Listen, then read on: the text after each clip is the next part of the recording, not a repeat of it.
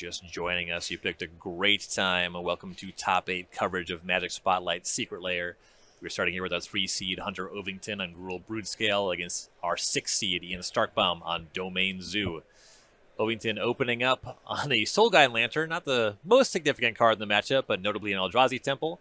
And on Starkebaum, we have the turn 0 Leyline of the Guild Pact, just an Arid Mesa for turn 1. Ooh, how about a second Eldrazi Temple? It's a lot of Eldrazi mana. Notably, no Thought-Knot Seers in the main deck for Ovington. Yeah, with this kind of mana, we're really looking at just something like Glaring Fleshraker, which would be pretty strong. Mm-hmm. And the Soul Guide Lantern is not at its best, but it is the kind of card that can check something like Flage, which I would say is just the biggest thing that Starkebaum is generally capable of. Ooh, and how about this? A Haywire Might is the play. Oh, no green mana, however. It gets lightning bolted anyway. So we head back to Starkebaum. Ooh, is that a mistrigger? And no 2-life gain there. Ooh, I mean, that matters, right? This is a spot where I think Starkebaum is really trying to be more incremental in the way that they're interacting. Planes go for Starkebaum. You see Ovington crack that Soul Guide Lantern. And Urza's Saga's land number 3. Ovington really missing colored mana at this point. All colorless sources here. It's a tap for just 2 for a Walking Ballista on 1. So far, every play Ovington has made has been this kind of like one of mostly the Urza Saga package stuff. You mentioned missing colorless mana. Definitely a factor here, I'm sure. So we're going to see Starkebaum crack that Arid base at a 19 for a Thundering Falls and Surveil. I think something that we're seeing Ovington really capitalize on is the fact that he does a great job of forcing Starkebaum to respect the fact that he might die out of nowhere. Right? I think Starkebaum in general probably kept something a little more interactive, did not just have a turn 2 threat or something like that to start applying pressure, which means that Ovington is able to really just play a slower game and accrue resources over time. Starkebaum is going to Surveil away a Triome as we head back his way.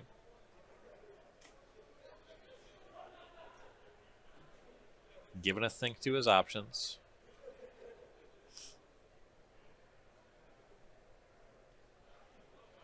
Gonna read Eldrazi Temple.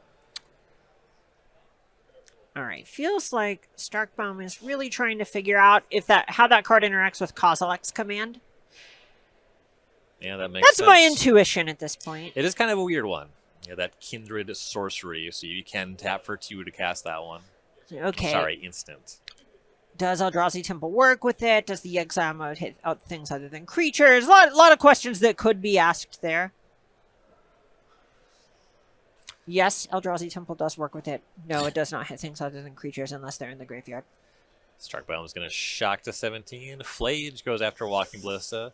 Ovington will respond by setting that point upstairs. No life gain. 1 point will put Starkebaum to 16. Go back to Ovington. Urza Saga goes to Chapter 2. Here's a third Eldrazi Temple. Glaring Fleshraker there into Walking Ballista. So that's immediately going to trigger the Fleshraker. Mm-hmm. Spawn on the way. That and the Ballista entering will be 2 more points. Starkebaum to 14. This is a ton of mana. All of a sudden, I'm starting to think to myself, how close is Ovington to just casting Emrakul the Promised End? Yeah. The old-fashioned way. Right, 6 off of Temples there. This Saga, when it goes off, is going to put a land and an enchantment in the graveyard. We already have Creature Artifact. Tribal Flames goes over the Fleshraker.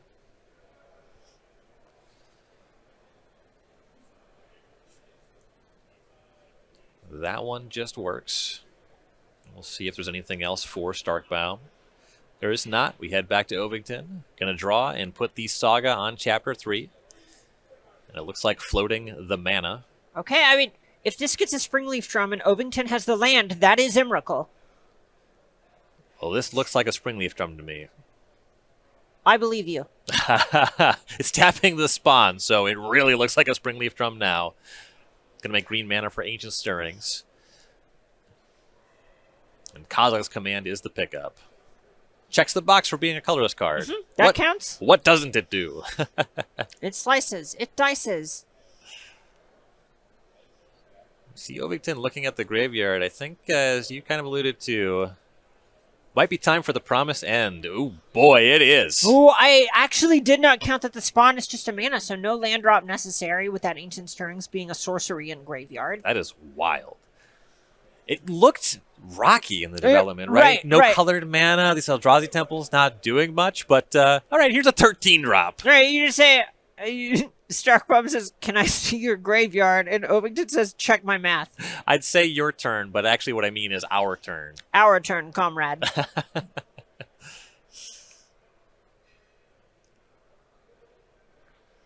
Starkebaum has Lightning Bolt for Walking Ballista. Cashes that in, so Ovington can't just throw that upstairs at Starkebaum. In the hand, 2 Stubborn Denials, an Arena of Glory, draws Territorial Kavu. None of this stuff is doing anything about this lethal Emrakul. Well, bright side, this Arena of Glory exerted. Yep.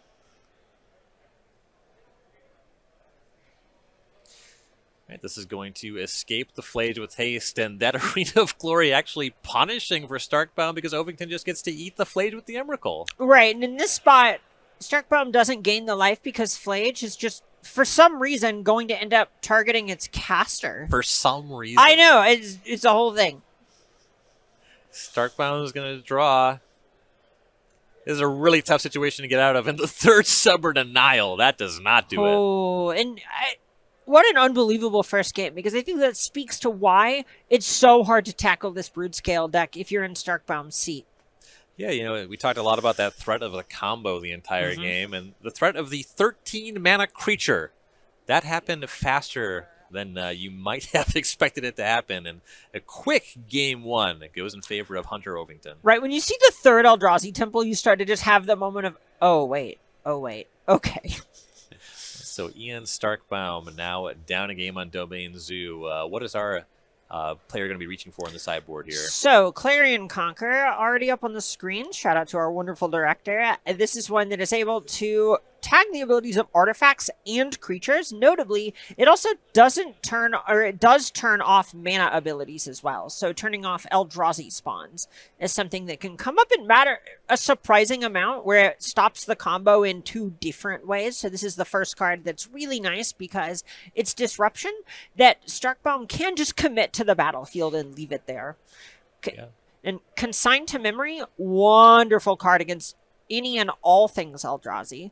And I think those are the main things we're going to see. Hard to not want to bring Wear Tear into your deck whenever your opponent's on Urza's Saga. Wrath of the Sky is another card where, depending on how much disruption Starkebaum wants to have in their deck post-board, I think those are the things that they're really going to be looking towards. Post-board, so much of playing with Domain Zoo is trying to actually figure out what your threat to interaction ratio looks like. That all sounds good to me. And then for Hunter Ovington, our Gruul Brood-Scale player, now up a game at the top of the screen. Is his sideboard going to help him too? Dismember, not bad whenever your opponent's just playing with fair creatures. It's a little shaky to pay that much life, but I think I could see him reaching for it. Nature's Claim, pretty nice against the Leyline and Leyline Binding, most notably. Other than that, I don't think there's a ton that you're that excited to be reaching for. I think you mostly just want to be able to execute on your game plan in this matchup. I think Ovington is going over the top of what Starkebaum is, and the more that you muddy your own game plan, the easier it is for Starkebaum to interact with it. Yeah. You won game 1 really quickly. Right. Don't mess it up in the sideboard games. Yeah, right. What's that? KISS, keep it simple, stupid. Huge fan of that approach. Yes. You were just singing the praises of Clarion Conqueror, one of the hot ones from Tarkir Dragonstorm. A set really just ripe with bangers. This set's really been making its presence known in multiple formats. Voice of Victory, a big card we've seen in the energy decks this weekend. Right, half of these cards we've actually seen playing in Modern. Storm-Scale Scion, a card that some of the Ruby Storm decks are even swerving into with a couple copies in the sideboard. If your opponent's going to pick your plan apart and you only can reliably cast 2-3 rituals, that card will put 20 power into play somewhat reliably. We are still waiting for Mox Jasper, but we know it's coming. Just give it a second. Look, Storm-Scale Scion is right there. It's right there, people. You figure it out. But pick up your Tarkir Dragonstorm today. You can order now on StarCityGames.com/MTG-TDM. As players are taking a look at opening hands for game number 2. I really appreciate that both of these players are playing decks that have a great plan against energy, but it feels like Ovington in general brought something that is, I won't say the level 3 deck, but the level 2.5 deck.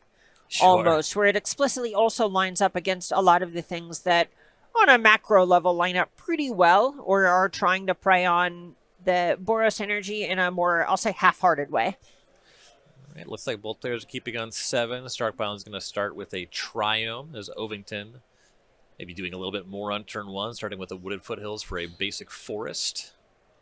And Ancient Stirrings. It's been a minute since I've seen an Ancient Stirrings. Ancient Stirrings is so nice. This card used to see a ton of play in Modern. 4 Stirrings, 4 Malevolent Rumble.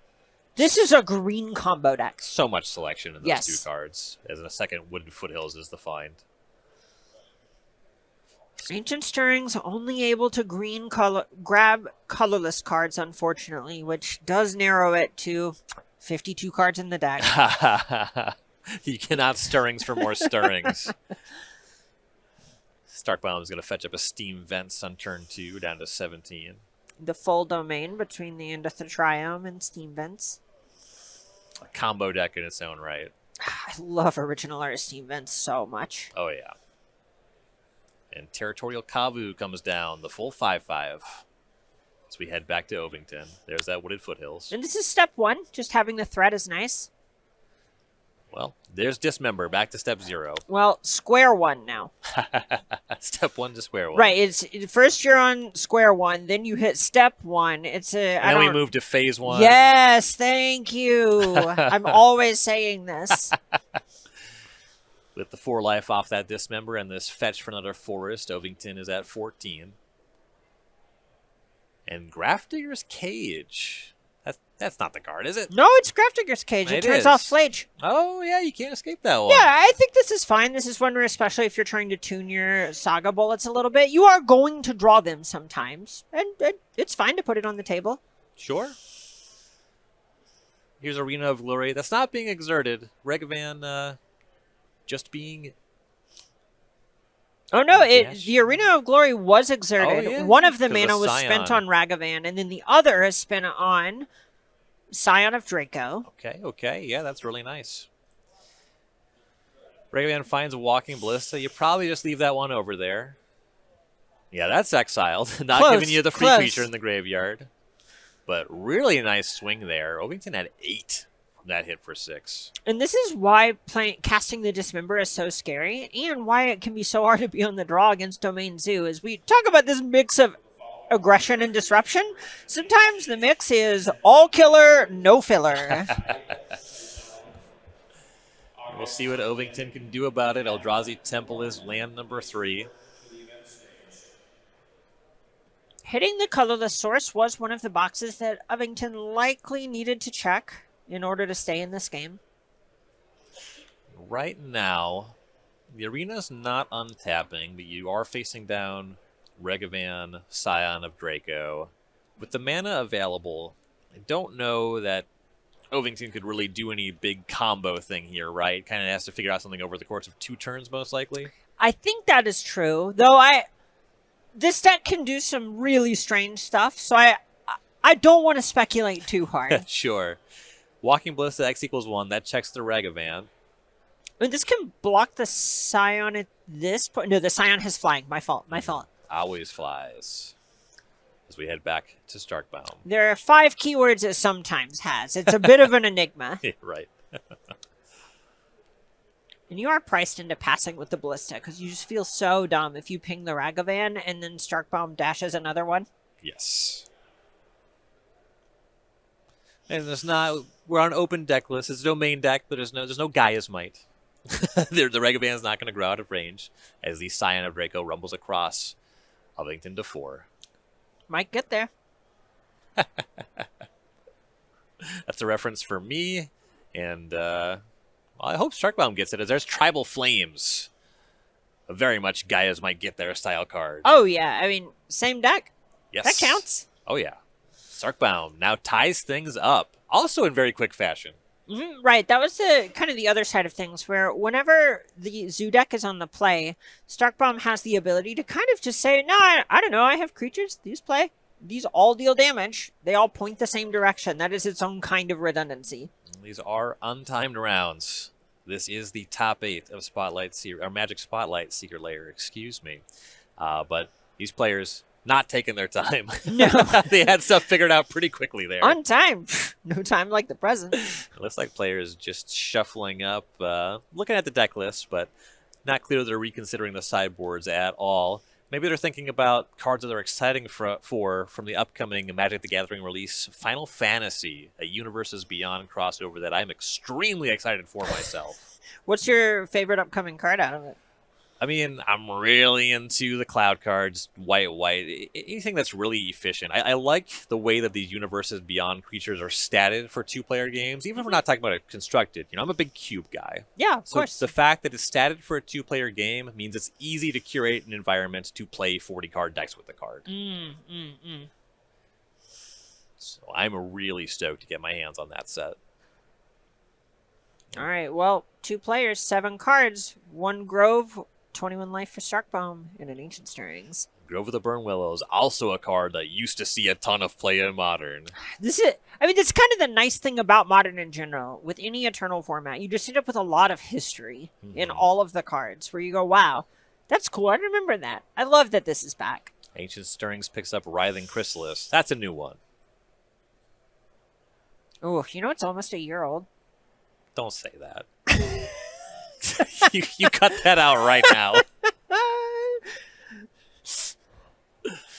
Yeah, I think it is actually 51 weeks old. Next week. What if Foothills for Starkbaum is to play on the first turn? So we go back over to Ovington. Urza Saga is land number 2. And a Malevolent Rumble is the play. Giving up a second life with the Grove. Starkbaum is at 22. Rumble picks up Basic Forest, makes a Scion. Very fast forest, too. And Starkbaum is going to fetch down to 21.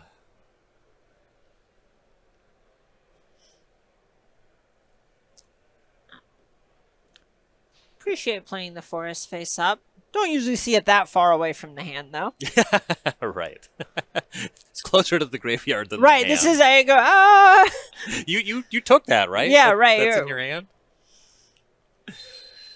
Gonna be a Triome for Starkbaum. No surveilling here, just getting that domain online.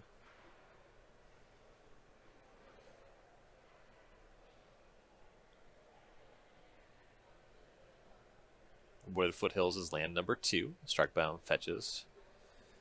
I believe we've already registered a shock. Might be another Steam Vents and Dotha Triome combination, and it is. And there is turn 2, Scion of Draco.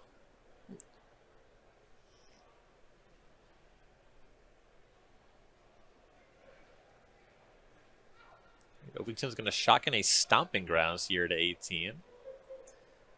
Tap the Eldrazi Scion. That's casting this Writhing Chrysalis. So 1 spawn becomes 2. Real take a penny, leave 2 pennies situation. And immediately goes to work with this spawn here, grows the Chrysalis, and casts Blade of the Blood Chief. Okay, I do think we are starting to look at a threatening the combo situation, and Writhing Chrysalis is a payoff for it. Yeah.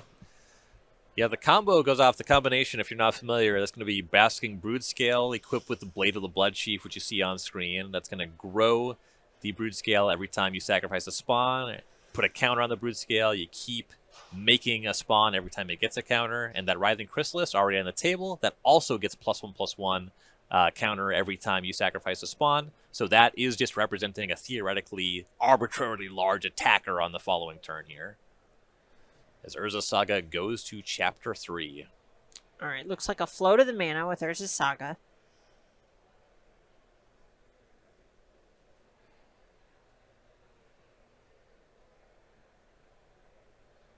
You see a colorless mana counter there. I believe that's one of Arcade Post's. It is, yes. It's a very distinct art style. Mm-hmm. Oh, yeah. I love is it the Pro Tour version of Avatar of Woe? Ooh. Arcade definitely did the original Avatar. That's what I'm thinking of. Right. Professy. was the release. Mm-hmm. Haywire Might is the final with Urza Saga. That could get that Scion of Draco out of the way. And here is Basking Brutescale. So the pieces are there. All right, and I believe that was with the colorless mana. All right, here is Lightning Bolt on the Brutescale. An important box for Starkebaum to check. Mm-hmm. Right, this is the, okay, do this or you die right now immediately. And you were right, that colorless mana was spent. Get that off the table. The basic forest finally joins the actual hand. Okay, listen, it's fine. It's fine. Be cool. Blade of the Blood Chief is equipped to the Chrysalis, but yeah, no attacks here. The nice thing here is this Blade of the Blood Chief on the Chrysalis, a lot of counters. Blade of the Blood Chief is one that you talked about being a cube guy. This one's been in my Proliferate Cube forever. It is astounding how strong this card is when you're not comboing. You kind of go, oh, this is funny, this is cool, I like this card. And then all of a sudden it puts like 5 counters on something out of nowhere.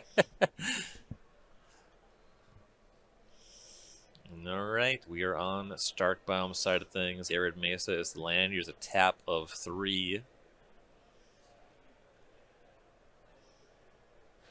Is that Flage? It often is. Starkebaum's giving it a little bit of a pause here. It's a stressful spot with the blade already in the battlefield. Right. This is the moment where you start to go, okay, I really need to not just die. And it is going to be Flage. Is that upstairs? It is upstairs. You can't go after the Chrysalis, right? No. This is one. I mean, you could if you really want to force the hand on maybe sacking the spawn and attack with the Scion or something, but the Scion of Draco, that is. But that isn't what's going on here. Right. All right, back over to Ovington. Brutescale is attempted again. Starkebaum's going to crack a fetch land. Needs something here. Looks like he has something.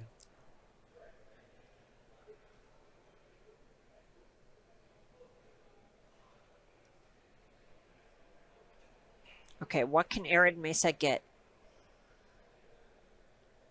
Sacred Foundry is probably the get. Temple Garden. Okay. Leyline Binding, I imagine. I can see that. Temple Garden will be shocked in.